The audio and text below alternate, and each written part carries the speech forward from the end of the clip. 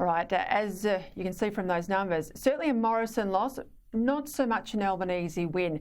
And he might lead Labor, of course he does, he's the Prime Minister, but he's got to prove himself to Australians in the role.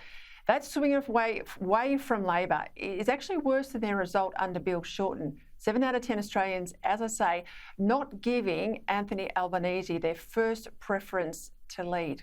We've elected a Prime Minister based on, I think, most of the country's second or third preference vote. To unpack all of this let's bring in a veteran who's seen plenty of elections, Dennis Shanahan, National Editor of the Australian newspaper. All right, Dennis, we'll get into the coalition in a moment, but what does this mean for Labor? Well, first of all, of course, and I'd like to congratulate Anthony Albanese. I think he's done a great personal achievement to become Prime Minister, and I think he deserves that. Obviously, Labor has won and formed government. So these are things that, you can't lose sight of, and that means a great deal for Labor. Once again, back in power, and that is a huge boost for Labor. Now, the result is, the insides of the result, is that Labor has lost a great deal of its primary vote. It has lost it to all sorts of places, and the Greens have picked up. And as you say, this is actually a loss by the coalition, or more correctly, a loss by the Liberal Party. The National Party, as it did in the last 2 elections, this is the 3rd election when the National Party has not lost a seat in regional or rural Australia. Now, that is an incredible effort for the junior coalition partner. But the Liberals, of course, have lost seats everywhere to all sorts of people, to the teals and to the Labor Party. And so it has been a Liberal loss in the Liberal heartland. And Labor, of course, is now in a position where it can form government, a majority government, and Anthony Albanese has got the assurances of a couple of wily old independents who were there before, Andrew Wilkie and Bob Catter, saying yes, they will support him on the floor of the House and for supply. So he has those guarantees. He's the Labor Prime Minister, and yes, he has to supply a speaker. Maybe he could put in an independent speaker, Andrew Wilkie. But the simple fact is the Liberals have lost, Labor has won, Anthony Albanese is the Prime Minister, and we go from here. All right, 2 questions, Dennis. I said before polls closed on Saturday night that it would be a night of the colour green. You're rightly pointing out the win there for the National Party. I can't, for the life of me, think why they'd changed their leader given that sort of result. The National Party's green, they did well. The Greens, the activist Greens, did well. They're likely to have the balance of power in the Senate, and they could pick up another 3 lower house seats, taking their total of 4. And of course, these teal independents who are just rich Greens, they truly are like the activist Greens in terms of ideology.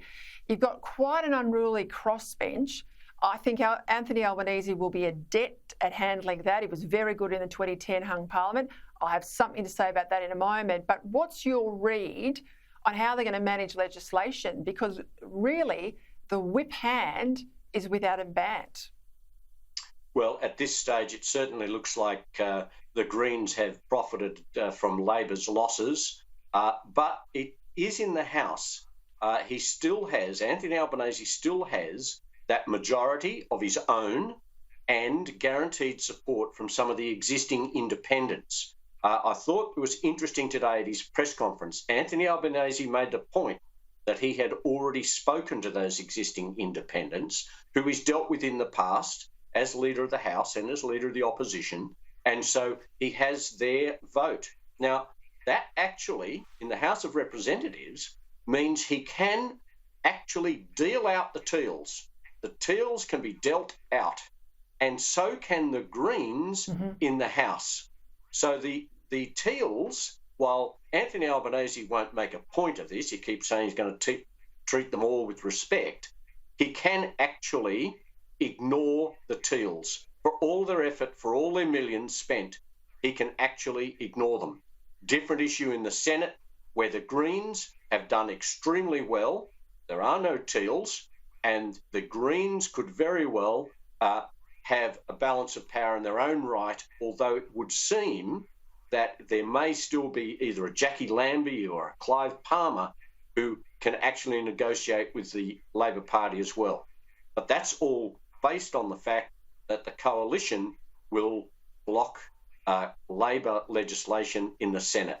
The two major parties who have suffered so much at the hands of the minor parties, the Teals, the Greens, they can actually freeze out these parties by working together. And I think that would actually be a smart thing for a coalition which is really licking its wounds to actually be as positive as it can and to be as positive as it can towards a new Labor government and freeze out all of these minor and fringe parties.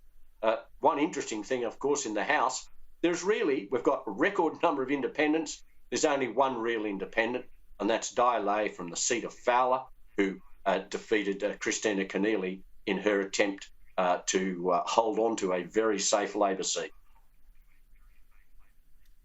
Thank you, Dennis Shanahan. I have to say that was the only bright light I could see there on a pretty dim Saturday night was the departure of Christina Keneally. Thank you for your time.